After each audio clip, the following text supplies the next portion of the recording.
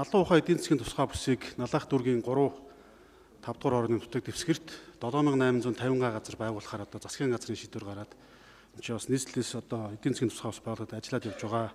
За эдийн засгийн тусгай бус маань үндсэндээ аялал жуулчлал, барилгын материал үйлдвэрлэл гэсэн байдлаар одоо бүтээн байгуулалтаа хийж явна. За мөн тээвэр логистик гэдэг. Тэгэхээр энэ чинь үйлдвэрлэлээ бол бид Налаах үйлдвэр технологийн паркийн одоо энэ техник одоо инженерийн шугам сүлжээг ашиглаж өргөжүүлж ингэж хийж явах юм аа.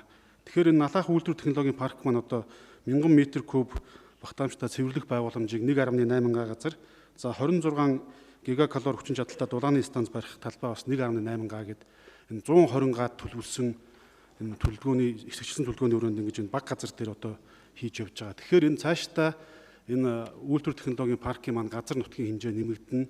За хүчин чадал нэмэгдэх учраас тэр үед өргөтгөл хийхэд ямар нэг газаргүй болчих юм эрсдэлтэй байгаа ирээдүйд. Тэгэхээр одоо үүнээс сэргийлээд энэ газрыг одоо бас нэмэгдүүлэх зайлшгүй шаардлагатай байна. Тэгэхээр энэ дээр одоо цэвэрлэх байгууламж дээр 10 га буюу одоо 100 мянган метр квадрат, за 10 га